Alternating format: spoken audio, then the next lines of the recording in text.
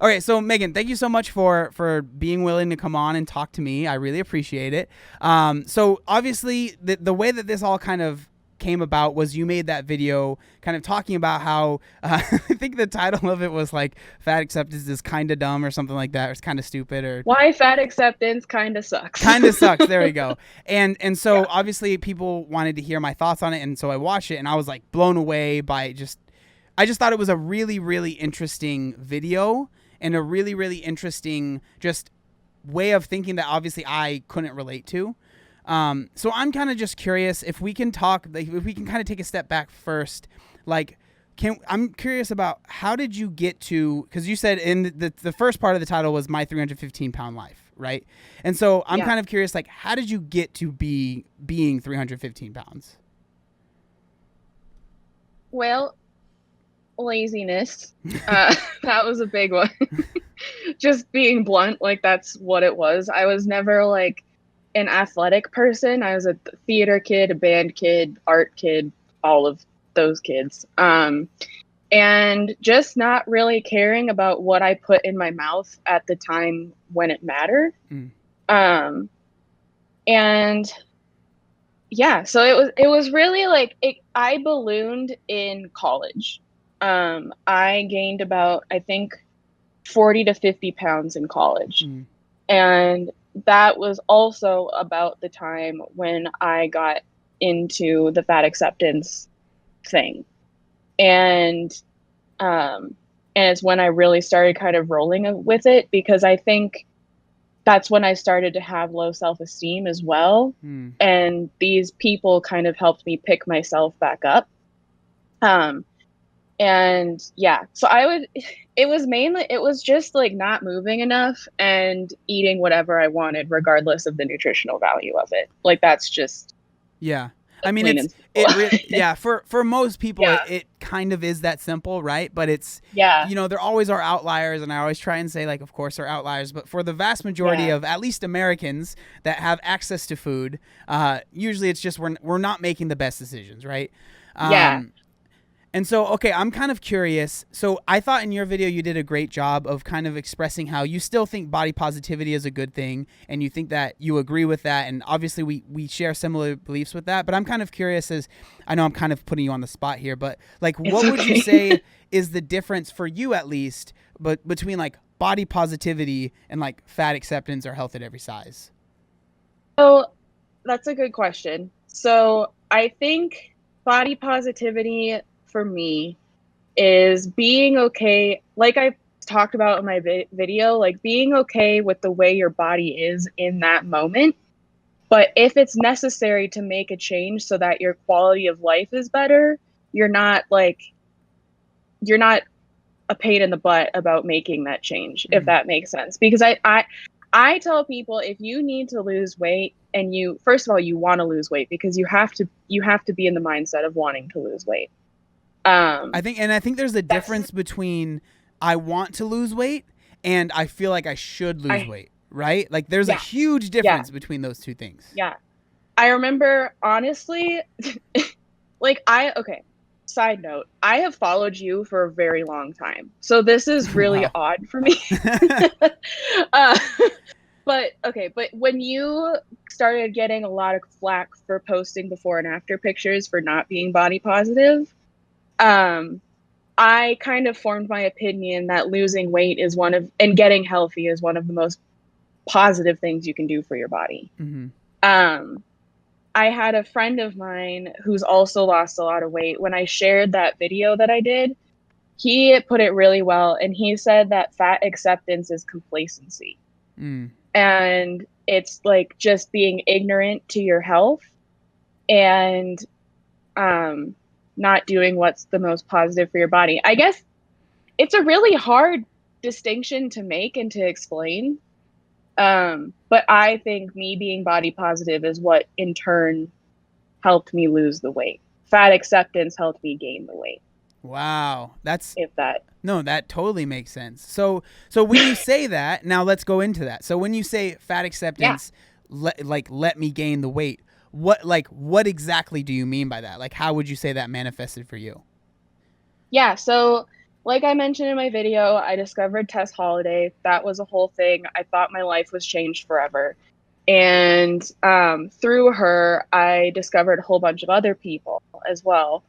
And seeing their rhetoric that they kind of spewed about how, like, your weight doesn't matter, which in a certain aspect it doesn't, but like when you're morbidly obese, it does.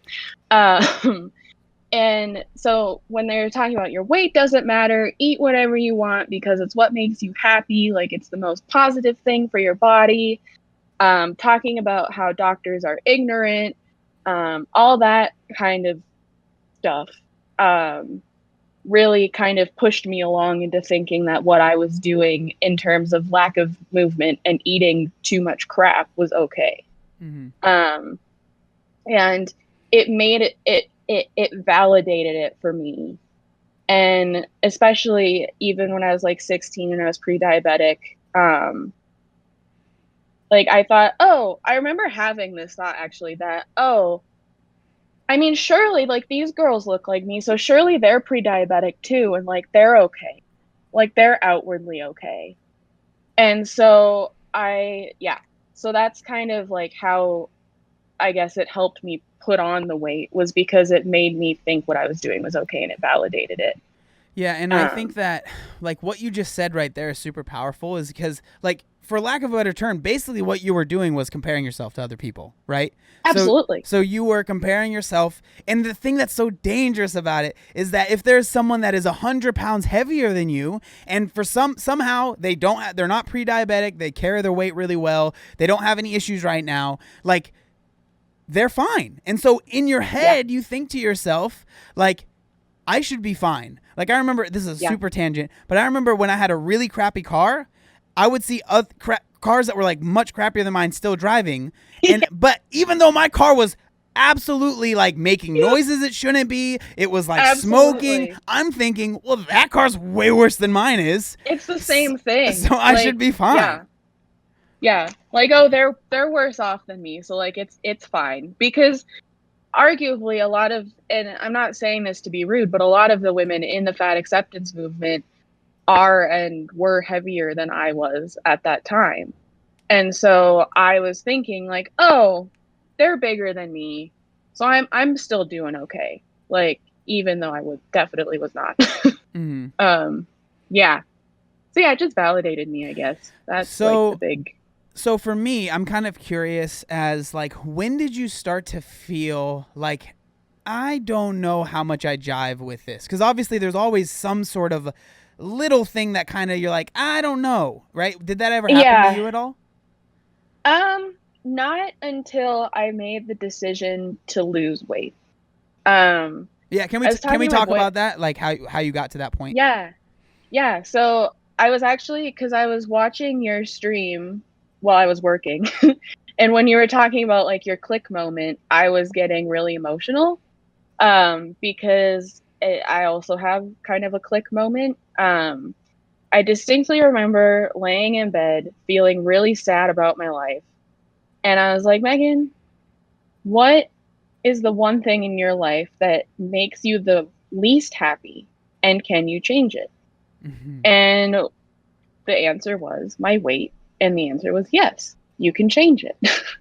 And so I think I stayed up all night that night, like research it, because I research everything before I do it, like before I buy anything, like it's a whole thing. I researched it. I came upon a Jordan Shrinks video. And I was like, okay, Megan, if she can do it, you can do it. And then I kind of started researching more, and that was my click moment, and ever since then I've been serious about losing weight. But when I realized that the fat acceptance movement kind of like wasn't the greatest, was when I was afraid to tell people that I was going to go down this path of weight loss and getting healthy. Yeah. And the thing is I was talking to my boyfriend about this last night, and I was like, I wasn't like, I didn't actively spew the rhetoric to other people. It was just a personal set of beliefs that I had. Mm-hmm. And so it was kind of stupid that I felt not stupid. I wasn't stupid, but it was kind of weird that I felt odd or like bad about coming out about losing weight when nobody really knew that I had this set of beliefs. Mm. But for some reason I still felt like I was going to be like letting people down in a way, because I've always been outwardly a confident person regardless of my weight, and I carried my weight very well too. So like even my parents now say like, Megan, we didn't realize you were that big, like, and now that they look back at people me. get used to it, you know. Quick interrupt the video, I just want to let you guys know that the hats and the Work for Change shirts, we have 2 different shirts. We have a ladies tank and 2 different hats. They're only available until Sunday for a pre-order. So if you want to check those out, it really, really helps me out a lot. Work for Change is my podcast. It's also like my kind of like clothing brand that I'm trying to start getting built up. So if you want to check that out, again, Work for Change podcast, I'll have it linked down in the description. Yeah. But I mean, what you're saying right now is just, it's so important, because that's something I bring up all the time is, you know, if someone does decide that they want to lose weight, and, you know, maybe like you talked about your situation, but say their situation is like times 10, right? Like they are like someone that is spewing the rhetoric. They are like someone who has literally, their whole platform is based on health at every size, or it's based on, you know, like, I truly, like, I'm not saying they have to lose weight. Like, I'm not sitting here being like, you have to do what I say. But what I am saying is, like, I get scared if they decide that they want to lose weight. What is that going to be like? And, like, I go straight back to this woman that makes videos on YouTube. Her name's Glitter and Lasers. And she kind of went through that. And, like, luckily, she didn't get a ton of backlash. But she talked a lot about how she was incredibly terrified to even say that she was, because, you know, a lot of her content was based on, you know, I'm confident in my body, whatever, right? Like, I don't need to lose weight kind of thing.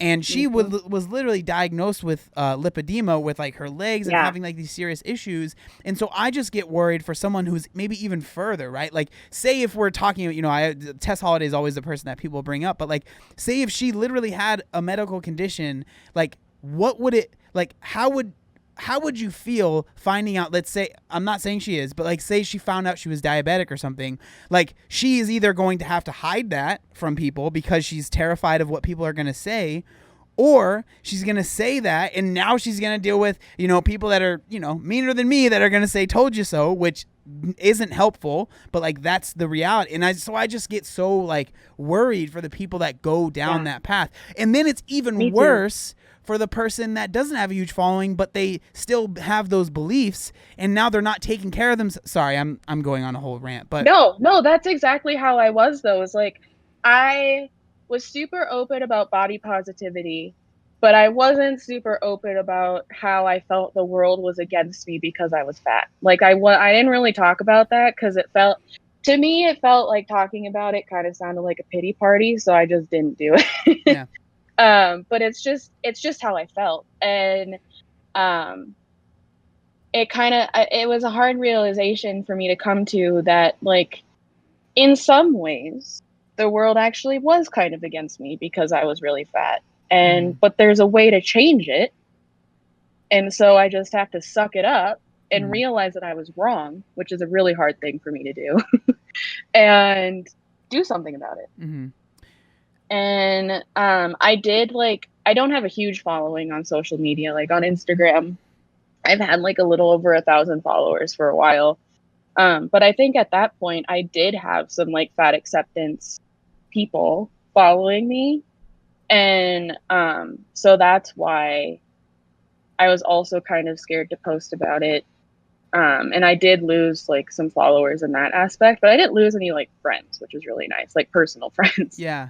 And I was also scared because I was getting weight loss surgery. That was like the big thing that I was also very terrified to tell people, because there's such a weird stigma around it. Well, so. And that's, see, and I feel that stigma is strong on all sides, right? So say if you're someone like me, or when like someone that's like, I lost it naturally, natural. Like there are people that are like super, like I did it, the way I did it is the only way that is acceptable, right? Yeah. So you're getting it from those people, but then also like you're going to be getting it obviously from the Health at Every Size Fat Acceptance, because they literally like, they think that weight loss surgery is like the worst thing that's on the face of the planet. The worst. And so, the worst. yeah, I'm like, how did you get to that point of deciding to? Because you got the VSG, right? Am I correct? Yeah. Yep. And so, yeah, I had a. So I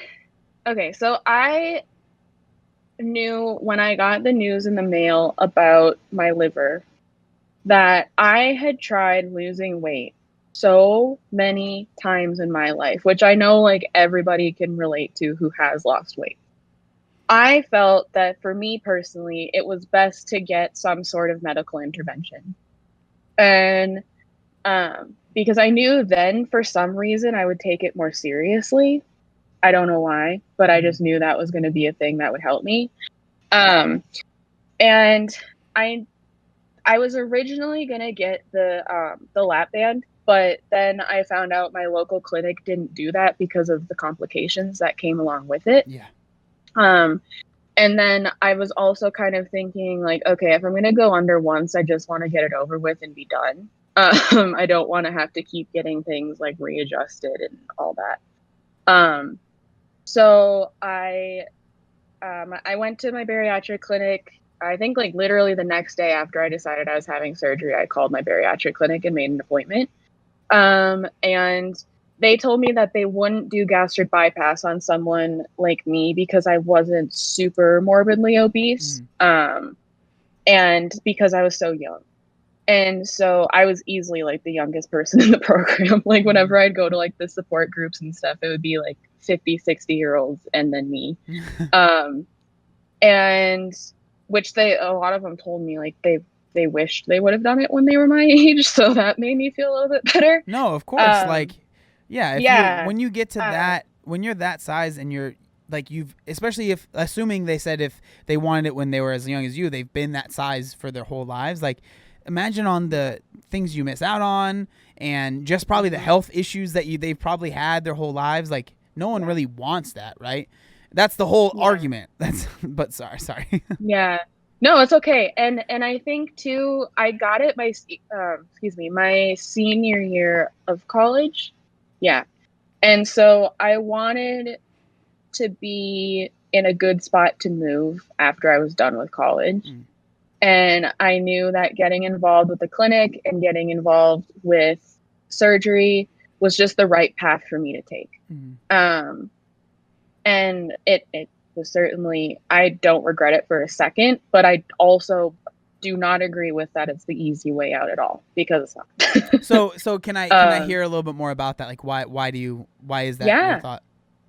So I think everybody thinks when you go in for bariatric surgery, like you just get the appointment scheduled and then that's it. But that is most definitely not the case. I had to go through a 6-month weight management program before I got approved for surgery. And so I went in February expecting like to maybe get surgery in like 3 months or so. And they're like, nope, 6. I'm like, great. I'm very impatient. And they also ideally want you to lose 10% of your body weight beforehand. Because that shows the surgeons that you're ready to have this huge change. And I was really kind of sad that I had to wait so long, but I tell everybody, like, just go with it. Go with that program because it's going to help you so much in the long run. Like for me, it completely flipped my relationship with food. It made me realize that I could lose weight, and a significant amount of it, because at the time I had only ever lost like 10, 15 pounds here and there, which for someone my size was not a whole lot. So and then you have to think about the fact that you're literally getting 7/8 of your stomach cut off. Your stomach is that of like an infant child when you wake up. Well, I mean, And I like chicken nuggets, yeah, so I mean, I'm kind of same, but it's fine. you can't eat chicken nuggets until like 3 months out, though. Like, that's the sad part. Because I didn't eat like real food, for 3 months, I think. Yeah. Yeah. And so, because I was on a 2-week liquid diet, right after, I'll never drink Gatorade again. Never. And then you move on to pureed stage. So I like dabbled in baby food and just kind of ate a lot of mush. And then you move on to soft foods and then solids. So, but when you start moving to solids, you take like 3 bites and you're like, I'm done. I can't. Really? Yeah. It's the weirdest sensation. I don't know how to describe it to people who haven't gone through it. But yeah, I actually got it because I did a video about my VSG thing, and because I lost 40 pounds before surgery, and they asked me like why I continued on with surgery after I had lost the 40 pounds, which is a good question because I was kind of thinking that myself before I had surgery. But a big part of it kind of came down to like not trusting myself, and that I needed that tool for the first like year or so of my weight loss journey, I guess. I hate that word. Yeah. Yeah. Yeah, I just had to be really honest with myself and realize that yes, I've lost 40 pounds, but I lost the 40 pounds to get surgery. And yeah, that goal is like really important if you don't like. Yeah. So yeah, it's really not the easy way out, because after I'm almost 2 years out, I can eat a pretty normal amount of food now. And I have like 20-ish more pounds that I'd like to lose, and now it's a lot harder because my body's used to the way that my stomach is. Yeah, with the surgery, especially like VSG, because that seems to be, from what I've seen, like one of the more popular ones, especially recently. Yeah. It seems like a lot of people, so people think that you get the surgery and then it's like rainbows and butterflies, everything's super easy. But I've seen a lot of people that end up gaining the weight back because, like you said, you can eat a normal amount of food now. Yeah. And so it seems like with VSG, it's almost like it'll help you lose the weight, but it's not really going to help you keep it off, which arguably, I mean, I wouldn't even say arguably, I personally think it is absolutely the hardest part of weight loss is keeping the weight off, right? Yeah. And so if you think this surgery, and I think it's important, I'm sure they had lots of talks with you about this, but like if you think this surgery is going to be a magic bullet, you get the surgery and then you can still eat ice cream and, bonbons and you'll be good. Like, obviously that's not the case.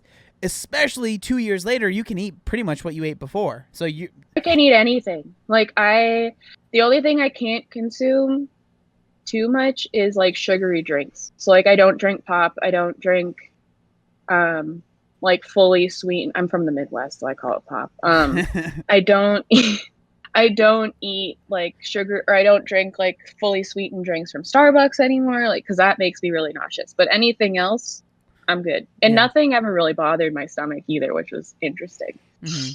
But yeah, so it's definitely not the easy way out. I still consider myself having lost my weight naturally. It really bothers me to say that I didn't do it naturally. Mm-hmm. I'm like, I didn't get the fat sucked out of my body. It still came off. Yeah. But yeah, and there's also a weird stigma about it when you're young, because everybody thinks you're still like capable of doing it naturally. Yeah. So yeah. For me, I mean, I think that I've always said, and maybe you'll disagree with me, and I'm not trying to like call you out or anything, but like for me, I've always said like surgery should be like the last option. Like you should really, because I do think most people can do it without. Like I do think that, and a lot of people like they might think because they've tried so many times that they just can't. But in reality, a lot of times the times that they've tried were like it just wasn't going to work, even if they were able to stick to it, right? It wasn't sustainable. Yeah. And so, but I mean, I personally have changed my viewpoints on it quite significantly since I first started losing weight. Like I remember back in the day when I first started my Instagram, I literally put like lost 150, I think it was like 150 pounds at that time in like a year and a half. naturally, right? And like Naturally, I would put like without surgery.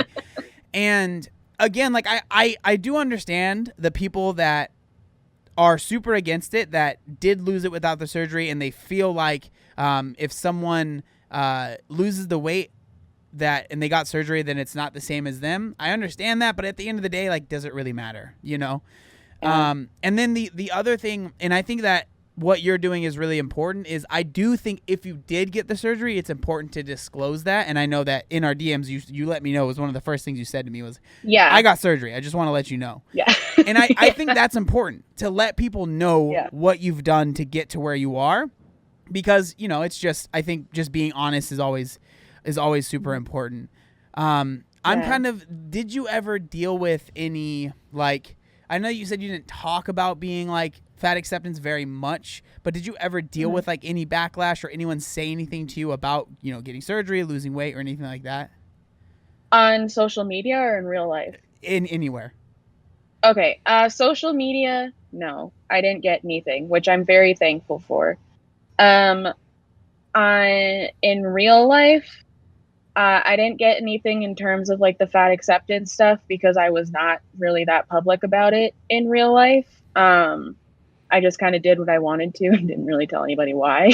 I was a closet fat acceptance activist. Yeah. Which, I mean, I don't want to like, I hope my video is not like misleading now, but like it's just kind of how it was, because I think there's a lot of them out there that like just aren't very public about it, but they still think those beliefs. Anyway, I got a lot of flack for getting surgery. And it wasn't directly towards me. Like, members of my family expressed their concern to like my parents, because they thought that I could still do it naturally because I was so young. And I don't like, well, they're gonna watch this anyway. I have a very supportive family, so they're very excited about this whole situation. I just like, I know that the disapproval was there and the judgment was there. And I think now that they've seen my success with it, it's gone. But in the beginning, it was very, very much there. And it was kind of uncomfortable. The only thing that kept me going in terms of family was that my parents were 100% on board with it. It was mainly extended family. Yeah. So in terms of the fat acceptance thing, I did not get a lot of flack, which I'm very grateful for because I knew it could have happened. But in terms of surgery, that was definitely, that was a thing that I dealt with. And from people my age in college too. I got some, yep. A lot of times they were like physically fit, like athletic types, like in my classes and stuff, and they thought it was easy and that I was just being lazy and I didn't want to actually put in the work. So yeah, I mean, with people that have zero experience with, you know, ever being super overweight or ever trying to lose a significant amount of weight and like feeling like you've like failed so many times and like you said, like you had like literal issues that were going on, like it's, I'm not trying to give them a pass, but it's like, of course they don't understand, you know, like, and I went into announcing to people that I was having surgery with the full mindset that I was going to get that. And so I was prepared, but I was strong enough in my decision that it didn't change anything because I had done my research and I knew that it was the best route for me to take, basically. So, yeah, so I guess like to end this video, so like what I always like to kind of like ask people at the end is like, if there was one piece of advice that you would, you know, give to someone that was maybe in your position when you were at the start of your journey, like, you know, what would you say to that person? Do what's best for you. Fuck what other people think. I kept my cursing to a minimum, so just allow me that one. And only do what's best for you, because in the end, that's all you have all the time. Is you and your body. And no matter what age you are, it's okay to admit that you need to lose weight. And no matter how you do it, it's valid. Well, thank you That's so all I much got. for coming on. I'll make sure that we have the your channel listed in the description. Yeah. But yeah, thank you so much for coming on and Thank you talking. for having me. Yeah, This is cool. I absolutely. hope I wasn't disappointing because I'm just like a graphic designer that lost weight. That's pretty much all I am. So.